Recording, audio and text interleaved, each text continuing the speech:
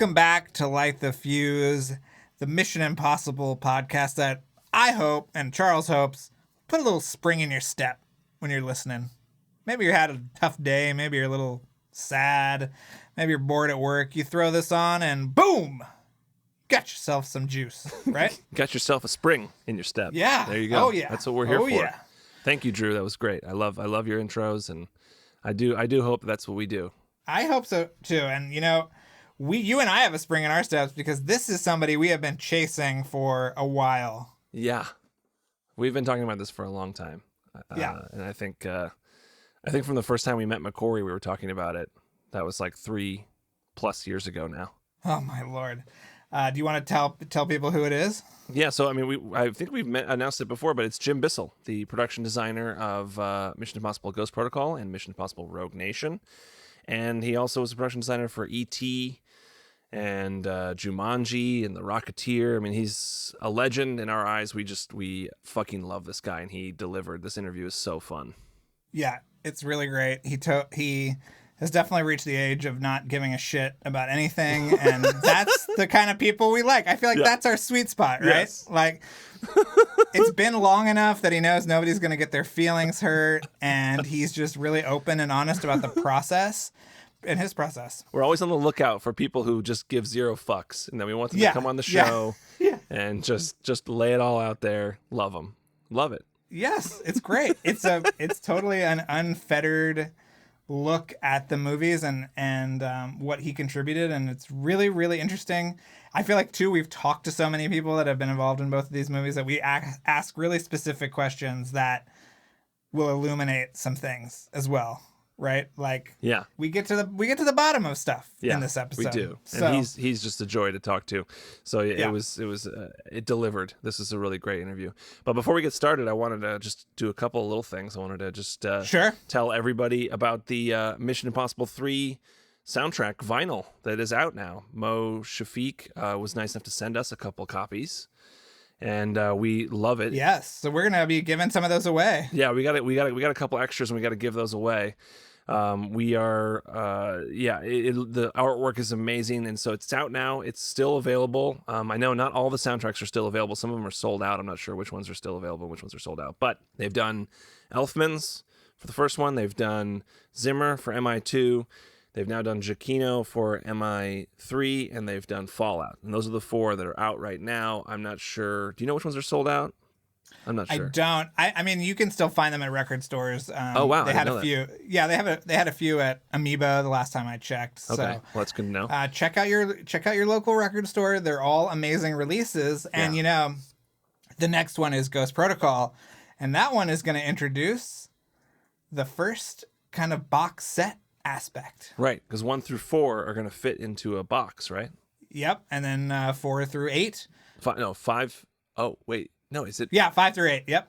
5 through 8. So 1 through 4, and then 5 through 8. Anyway, you should go to Mondo's website, order some of these, and if they're sold out, then go to some record store and find them. They're all great. There's such the artwork is amazing. The vinyl itself is themed to the movies. It's so cool. Yeah. So do that. The other thing I wanted to quickly bring up is I was so excited. I had no idea this was happening, but my movie Night Owls went to HBO Max, which I was just so pumped about. So it also went back to on demand on DirecTV and Spectrum. So I just had to do a shameless plug for my movie Night Owls. It is out there if you haven't seen it. Yeah, and if you want to get the good artwork, do it on DirecTV. I will say that.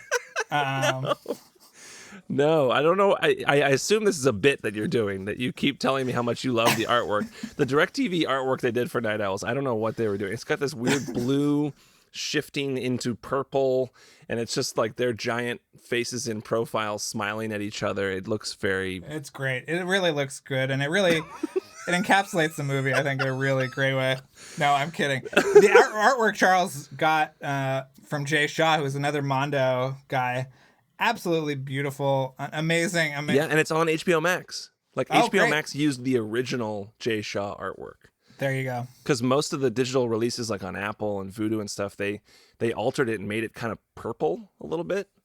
Okay. But they just went back to the original poster that Jay Shaw made, which is beautiful. It's awesome. So happy about that. Anyway, that's all I've got. So if you want to do your favorite part of the show. Yeah, I'm going to do my favorite part of the show. First of all, this episode is brought to you by Jeremy Dillon and his podcast, My Favorite Album. And if you want to hear, Charles and I have been on the show twice in the last 6 weeks. So if you want some extra stuff, go there. We also put those episodes up on our Patreon, which you should obviously think about checking out at patreon.com/LightTheFuse. But, he every week talks to a different artist, musician, podcaster about the movies they love and how it's influenced them in their work. And we've talked about our favorite albums, and we've also talked about our top 10 lists of 2021. So check those out. This episode is also brought to you by John B., who has been with us for so long, and also Elvis Ripley. So thank you guys all. And if you want to become part of the podcast, go to patreon.com/LightTheFuse and sign up. Yeah, join the Patreon family. Yeah. We're about to break new ground next month with our monthly chat. We're gonna have it on Zoom. We've been having it on Skype for some reason for 3 years. So we're finally upgrading to Zoom. That's got to be an incentive to get someone to join, right? Come on over, guys. Come on over. No, but we'll be back after the first part of our Jim Bissell interview.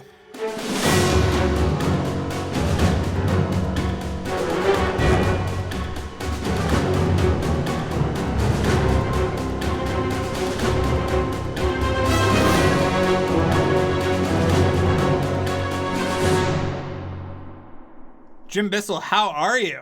Hunky dory, man. How are you guys? Well, you've been on our Mount Rushmore of people to talk to. Seriously. So this is a big moment for us. I hope you understand that. Well, great. No, I'm happy to be here. Happy to still be alive. Yeah, we talked to Robert Elswit a few years ago now, and we've been chasing you ever since. Oh, he's great. How was he? He was a hoot. He was so amazing. Good. Very funny. Yeah. Very blunt. Yeah. That's what he's known for. Yeah. But he sure did it. I've done probably 5 or 6 shows with Bob. Yeah. Yeah. Yeah. And I was telling Charles that I've become kind of buddies with Joe Johnston this year. Oh, no kidding. Yeah, I'm doing a big Rocketeer piece, and then I called him up a couple weeks ago to talk about Boba Fett. I ran into Gad the other day too. He says Shrunk is still happening. Is that? We'll see. I mean, right now I got hooked up with Masters of the Universe. Right. So if they go to London this summer, I can't go with them, unfortunately. But wow. Right. Yeah. Well, we always like to tell people, ask people what was your Mission Impossible origin story? Did you? Oh yeah. Did you watch the show? I watched the TV show when I was a kid. Yeah. Okay. But the real origins of how I got involved was through Brad Bird, because Brad's friends with Joe. Okay. And actually, at Joe's wife's 40th birthday party was held at my house here in Los Angeles, and that's when I met Brad. He came over. But years later, Warner Brothers was going to try to give Brad the opportunity to do his first live action movie, which was going to be 1906. And, the story of the San Francisco earthquake and fire. And so they hired me early on to get on board with them so that we could develop it visually together. And also I could start to give them a little bit of a preview of what goes on in live action filmmaking. And so I would fly up to Pixar a couple of days a week, and we would work on it. And it was, God, I did this for about 1.5 years, and it was loads of fun. And I love working with Brad. I mean, he's just amazing.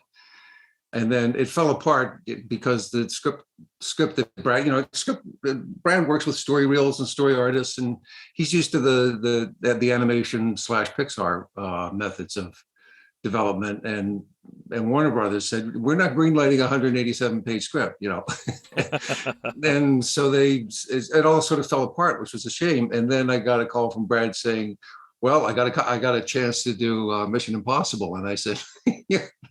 Mission Impossible, your first live action movie is going to be a Mission Impossible. Well, out of the fucking frying pan into the fire. And yeah, I'm in, but this is going to be fun. And it was sort of tough, but he did such a good job. I still think Ghost Protocol is the best one. I think I just love it. Wow. Well, we'll ask you more about that later. Yeah. about your favorites. But so that's how you got on Ghost Protocol. I mean, there's so much to talk about in Ghost Protocol. Drew, maybe we start with the IMF train car. Oh yeah, sure. Can we talk about the train car that has all the gadgets and the table that comes off the wall and comes up? I mean, can you talk about building that and designing that? It's a wonderful little tech interlude. The secretary's just been killed, and Tom is, in a preview for things to come in Rogue Nation, is holding his breath underwater as the thing plunges into the river. And then they get out and they go to the train station. And it was like, how do we get some sort of decrepit looking freight car to look like the coolest thing you've ever been in? And that was basically it. It was, we did that ovular shape so that not only was it cool, but it was designed for being able to survive concussive shocks and assault. And it also gave us great places to slide shit around and do lots of fun stuff with arm displays. And I love that table that we had where you grab the table and it comes down, the hydraulic pedestal sort of extends and it's right there. Yeah. The one that's in the trailer. Was that a practical thing that you pushed and made come up? And Yeah, we made it work, and it was really cool. Well, I actually wanted to jump back. I mean, we've talked a lot about this, and we've talked with Brad about it, the kind of like tenets of this movie that he wanted to do. He wanted to make sure everything was broken. Well, the telephone, when he goes to get the telephone, right? He has to bash the telephone to get it to self-destruct. Right.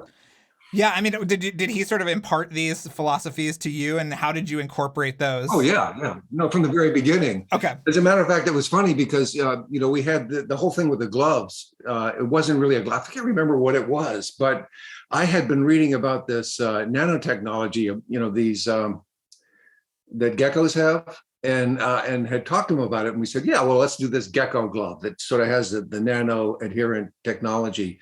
But it's somehow electrically works, and then it fucks up. Yeah, we had Chris Peck on the show. Chris Peck talked to us about the gloves. Yeah, well, this was before Chris was even on. I mean, it was but the gloves were sort of cool, and that was one of the first things was we were doing the previs for that, and he loved the glove. I love what he did with the glove. I mean, God, having it sort of flashing and then floating around in the air, the whole time a dust storm is coming right at you. Yeah. What else is there from Ghost Protocol? There's the car park set. That was all Josh and Andre. That was Josh and Andre. I mean, right. They had done, in their when they were sort of faffing about looking for really cool places to have action. They had come across this. Did they tell you all about the story about the origin story on that? They said that they came to the pitch meeting with that idea, but I don't know if they told us where the idea came from. It's a Volkswagen delivery system. It's in Stuttgart, and what's Volkswagen? The gag is for Volkswagen is as soon as a Volkswagen comes off the assembly line, it's lifted up and it's put over into this like automobile vending machine. And these paddles go up and down and retrieve it. So as people come to this showroom and then they order the car that they want, the paddles go up, retrieve the car, bring it down and deliver it to you, and it has 0 miles on the odometer because the wheels have never rotated. Oh. This is the gag. So they said, well, what if that was like a car park and you had this, thing? It was like fantastic. So, I went scouting around in Vancouver, which is where we wound up for tax credits. And we found this, the convention center there, and just sort of did a concept illustration and put it on the top of that.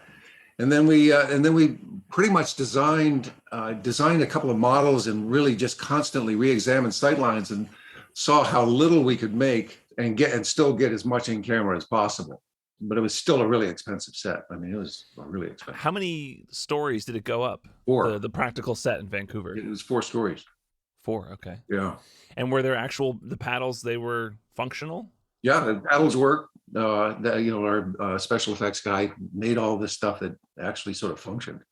That's amazing. Can we ask about a scene that you almost shot for Ghost Protocol? Oh. Which one? The one in the farmhouse? No, but we have never heard of a farmhouse.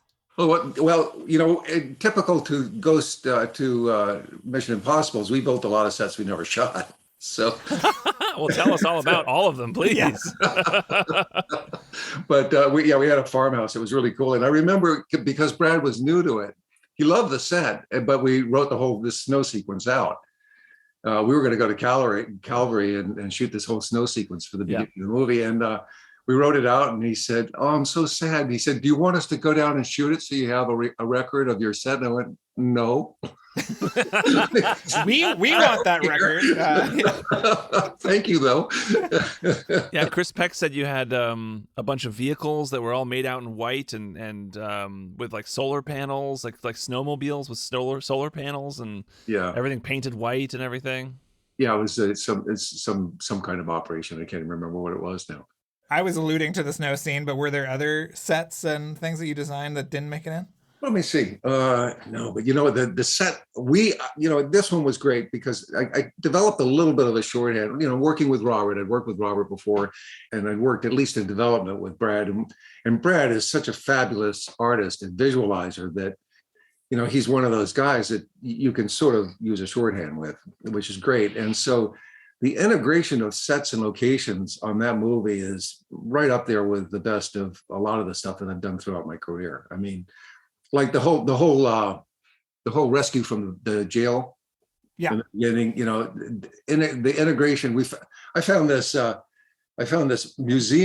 sewer museum in Prague, believe it or not.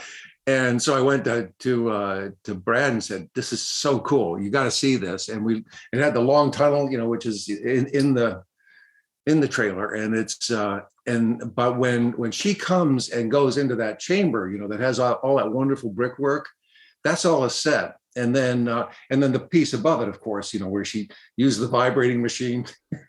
Peck tell you that we use like a salad drainer. Yes. I mean, it looked pretty good, but she puts the machine underneath there and vibrates the floor out, and I just love that whole scene. And it has, it's just got Brad all over it. It's so funny, and yet at the same time, it's fraught with peril, and it's got lots of adventure in it. Well, there's a set with the Fog, who's like the kind of criminal underground guy that they go to right before the finale. Do you remember this? Mm-hmm. And it was originally supposed to be Vanessa Redgrave. So was the set for Vanessa Redgrave's character and the set for the Fog the same set, or were you designing two different environments for those two different characters? We didn't know. We didn't know where we could get her or where we would have to shoot her.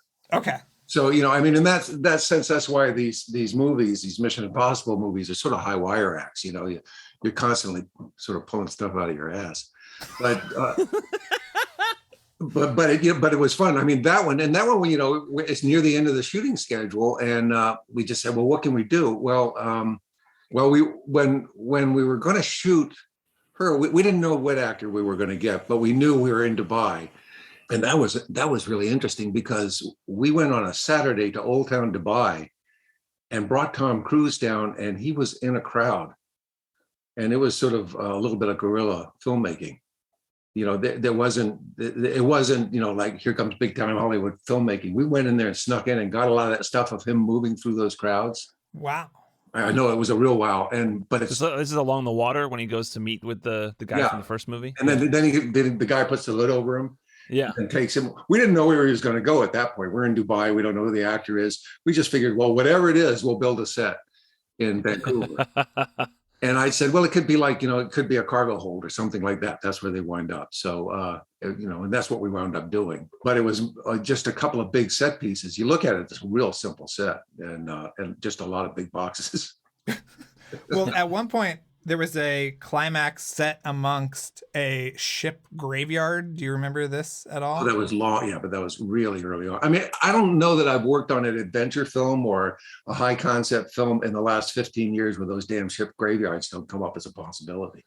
Because they're so good looking, they're so really interesting looking, but then you never do it because it's like there's no way to get to Bangladesh or get to. There's one of them. There's a couple of them in Bangladesh, and then there's one in Pakistan, I believe, on the coast. I think they used it in Black Panther, I think. Yeah, they did. Yeah, but every movie I've ever been on, it's like, well, we could do it in the ship graveyards, and it's like, okay, sure. yeah. Never been down that road. That's such a unique idea. Yeah, let's do that. Going back to the prison, you did shoot in an actual old prison as well, right? That you modified and added those modern doors or something? We did the doors and we did that central place where all the guards are. But the rest of it was just this abandoned old prison. Wow. It's a great looking prison too. Yeah. And then they run down the spiral staircase, and when they round the corner, you're on a set. That's when they run in, and he goes, "Oh, it's a dead end. No, we're all dead. Right. We're all going to die," and the hole comes in the floor.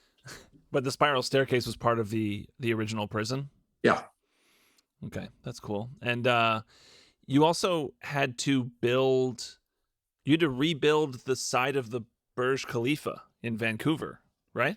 We've seen pictures in David James's book of like a few stories of just one side, I think, of the Burj Khalifa. Is that right? For close-ups or something? Well, there was so much interstitial tissue in that sequence.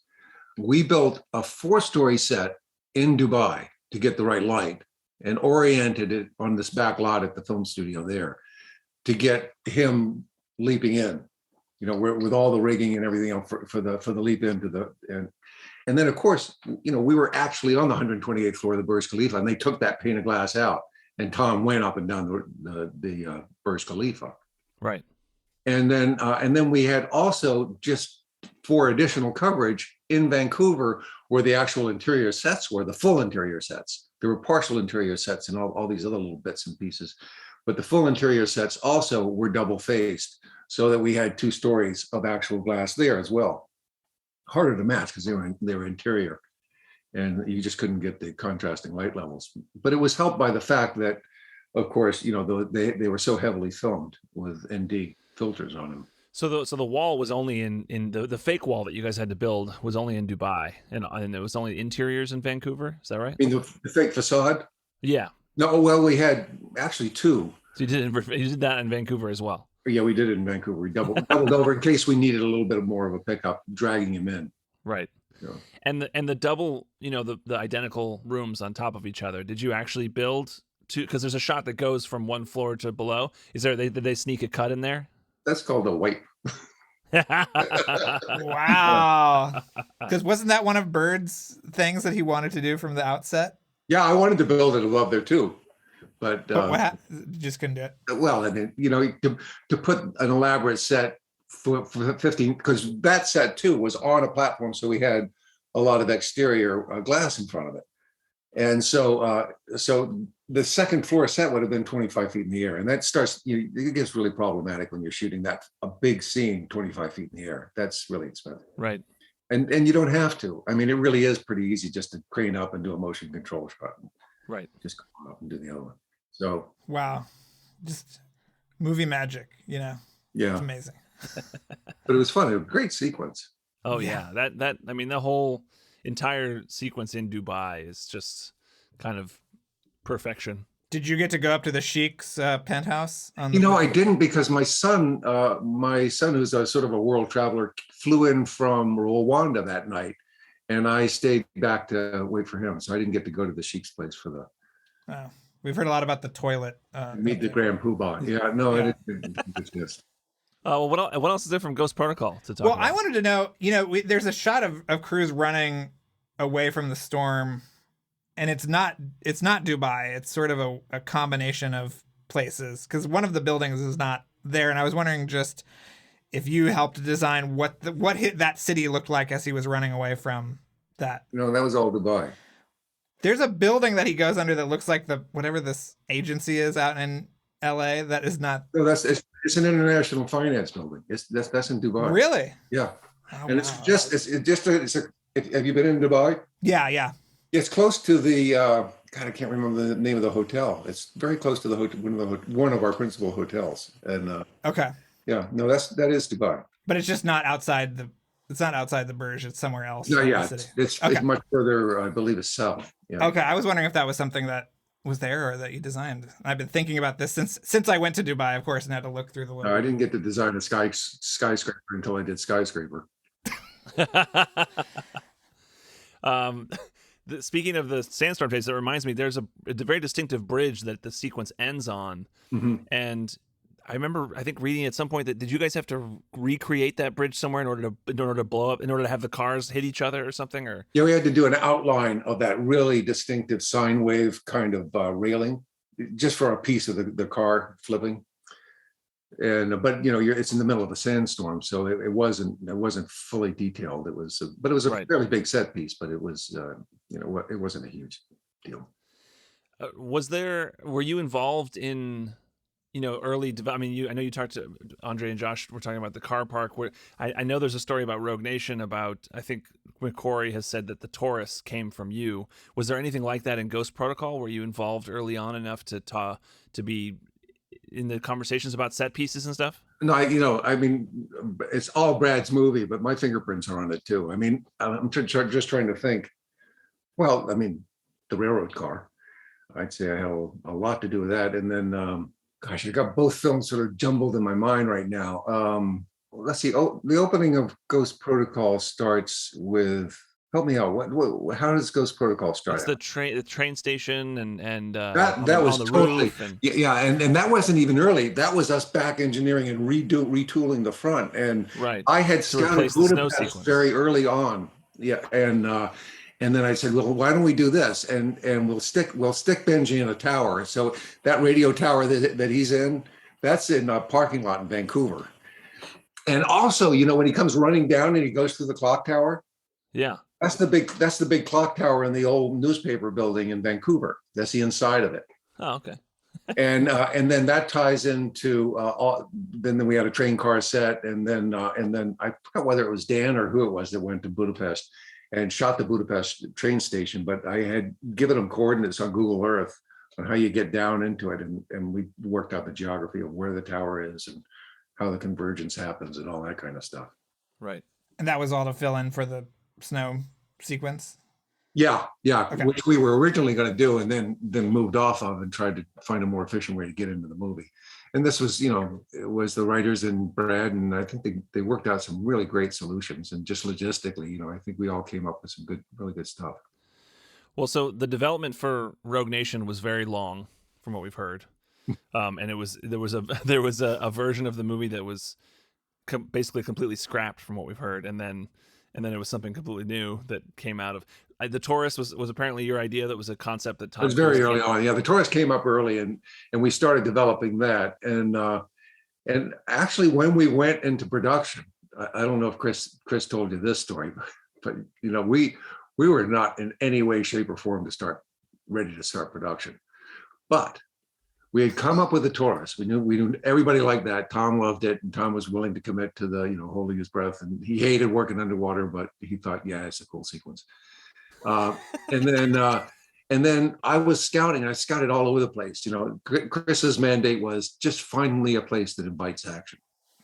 So what does that mean to you, though? What makes for a place that invites action? I would love to hear your sort of. Well, that's that you gotta be inspired. I mean, it's. I don't know. I think quite honestly, I'll be candid. Yeah. And Chris hasn't hired me back, so I don't think I'm worried we're going to ruin my career.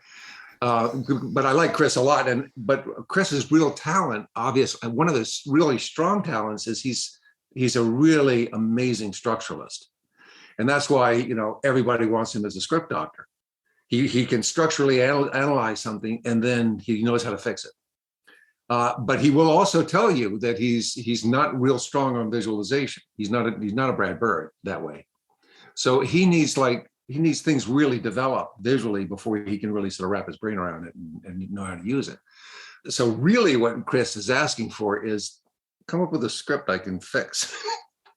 He wants people to pitch fairly developed ideas because his mind works in such a really this sort of laser precision. He can see what's wrong with it, but he can also see what's right with it. But if you just take individual components, he's not very good at sort of cobbling those together. It's just sort of the way he works. And so that's what I finished Rogue Nation. I felt like I just made 3 movies. Wow. Really? Yeah, I was exhausted. It was. Well, so then that sounds like there must have been some sets that didn't get used for Rogue Nation then in that case. Oh my God, so many. So let's hear about some of those sets. Well, no, but the sets that actually worked were really great. No, you had mentioned the boat set, the Safe House boat set, and yes, I remember designing it, but I don't know where it was in the movie. The boat seems like an echo of the train from Ghost Protocol. Yeah, I can't remember where it was in the movie. Where was it? In Vienna after the opera. Oh, right, it's after they Benji and Ethan, they come out of the shadows and they meet and they walk down the street and then they go inside this boat, and then the boat Ethan tells Benji all about the syndicate, and then Benji has this big speech, and it just feels like a nice companion to the train car. Yeah, it was. Yeah. That's right. Now I remember. Yeah, and we had the companion to the train car, and that's also the origins of the Vienna Philharmonic, and that goes back to the story I was telling, which was we had the Taurus. I scouted in Vienna, and I went, oh my God, would it not be totally cool to shoot in the Vienna Opera House? So I pitched the idea to Chris. He didn't quite know, what to do with it. But as we kept going back and forth, Don Granger started getting desperate, and he's coming to everybody and going, we need our car park. We need that scene. What can we do? And I'm thinking, if you go into the Flies, it's just sort of the same thing. You're going up and down and that sort of thing. And so finally, is that the Flies? Is that like the stage backstage, the things that go up and down? Yeah, it's backstage where you fly the scenery up into the Flies, or where you pull the scenery up into it. And there's all sorts of catwalks. I mean, I'm a theater major. I have a fine arts degree in theater. So right. We do not. You do not. Well, and you have to recreate the entire backstage? Yeah, but that was fine. It gave us the control we needed, but it was the most important thing was when we started to say this could be really cool. We approached the Vienna Opera, and the Vienna Opera said, "Yeah, but there's a one week window in the next 3 years when you can do it." And it was at the end of August in 2015, and that was it. And we were hitting July, and we had nothing really. We didn't have the movie put together. But if we wanted the Vienna Opera House scene, we had to start shooting at the end of August, and we all wanted it. So it sort of launched us on this on this trajectory where we knew we had the Taurus, and we knew we had the Vienna, we had the opera, but we didn't know what else we were going to do. And it was laying track for the oncoming locomotive constantly. It was exhausting. It really was, but it was sort of exhilarating too. I mean, it's what prompted some of this really great improvisational stuff, like the whole thing at the Southampton power plant, where we had the entrance into the Taurus. That's a really cool location, and we just sort of made shit up to fit there. And then the same thing with we actually hit a couple of points where we were within hours of just shutting down because we didn't know what we were going to shoot, and we pulled sets literally out of nowhere. Wow. Including the confrontation between, what was the bad guy's name? Solomon Lane. Yeah, Solomon Lane confronts Rebecca Ferguson after the opera scene. Right. Yes. In that hotel room. Mm-hmm. That was this like abandoned house 15 minutes from the studio. We found this thing, and I said, I think we could make something out of this and turn it into a hotel room. And we literally put that together in 4 days. Wow. Just to keep shooting.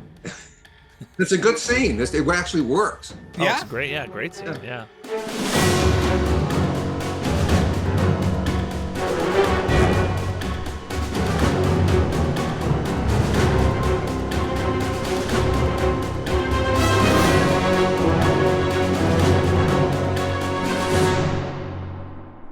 We're back. Charles, how you feeling about that interview? Wow. There's so much good stuff to talk about. 1906, the Brad Bird movie, a 187-page script. We need that movie. We should have just asked him for the script. He didn't seem that forthcoming when you pressed him for secret documents relating to the movie. But maybe, you know what? Maybe we should just, send him a little note and be like, look, we can read the script. We won't share it with anybody else. Yeah. It would make a great Patreon episode. I would love to read that. Someone needs to make that movie, please. Come on. There's streamers out there now. Everybody do it. At least do a mini-series, something. Give me something. I want that. I want 1906. I feel like since we've talked to Brad Bird, and including when we talked to Brad Bird, other people have teased us about him working on something. He's doing a musical, whatever. We don't have any concrete details about anything. It's driving me fucking crazy, Yeah. Even Teddy Newton said, I'm working on something with him. It's like, what the fuck? I know. I think Teddy Newton said there were 2 things he was working on with him. Yeah. But back to Jim Bissell, there were other things that were illuminating, like the finding out about the farmhouse set for the snow sequence. So there was something to do with a farmhouse within this snowmobile sequence. I don't remember that from the script. Do you? I don't. No. So, I mean, that must have Okay. been some idea they had at one point for building out this sequence. Yeah, because from what we had read of that script and what we saw in storyboards had nothing to do with a farmhouse. Yeah. So I don't know what that was. It was also really interesting to hear about that they were doing guerrilla-style shooting in Dubai when Ethan meets Max's goon from the first movie. That they just like went with cameras down there with Tom Cruise and just had him go through some crowds and they were just stealing shots. That's so cool. So cool. Yeah, and then there was this was the big bombshell, the shot that we love so much that Brad Bird said was like a deal breaker for him. Like he wanted to do the movie because he was going to do this shot, the shot that went through the floor and went, I think it goes up to down. It goes down, right? It goes down through the floor. Yep. That was done. There was no double floor set built there. It was just done with a wipe. They just did it with a motion control crane move and did a wipe in the edit, and there you go. Bob's your uncle. Wow, tragic. We might have to have Paul Hirsch back on just to talk about this. It's seamless and totally works. And I wonder if Bird was upset that he had to do it that way, or if he was okay with the cheat. He got it. Yeah, he got his shot. That's all that matters. Yeah. I also like him talking about the he said they're called flies, up and down backstage at the opera, and how that was like the car park scene in Ghost Protocol. Yeah. Like that was like I forget. I think it was the producer. Maybe it was Don Granger? Maybe it was Don Granger who said something about like we need our car park scene, and then that was like, oh, well, this is that version of that, is having those go up and down at the opera, which is cool. I never thought of it that way, but it is kind of interesting, similar. And so there was just so much great stuff. And next week we get into more of the opera house and what he had to build for that backstage area, and he also tells an amazing story about E.T. So much good stuff you got to come back for next week. Definitely. And I guess I should give some thank yous. I want to give a special thank you to Eddie Santos and to Friedrich Skaug Fadness. And I want to encourage everybody to sign up for our Patreon at patreon.com/lightthefuse. We do bonus episodes every week, so sign up and get the stuff there. We've got our stuff with Jeremy we've been doing recently. That's been on the Patreon. That's been really fun. Like our top movies we used to top 10 list for 2021. That was really great. And I want to credit our composer, Kevin Blumenfeld, for his wonderful legally dissimilar music and dissimilar-ish music. And I want to also credit Luke Burson for mixing and editing this episode. And I think that's about it. What else is there, Drew? Well, if you want to get a T-shirt or a magnet or something, you can go to our TeePublic store, which is available through our website, lightthefusepodcast.com, or going to TeePublic and just searching Light the Fuse. Also want to tell people to follow us on social media at LightTheFusePod on Instagram and Twitter. And that is a really great place to just get all the latest news and all of our latest thoughts on said news up on there. So, it's a one-way ticket to all the latest Mission Impossible news. And as this delay has shown, there are still developments coming, at a fairly regular clip. So we will catalog all of that first on our social media. So definitely follow us there. And we're going to have some fun announcements later this year that I hope everybody will enjoy. So. Oh yeah. There's a lot of great stuff coming up. Yeah. All right. Well, I guess until next week, Charles, it does it for us, right? Yeah. Thanks.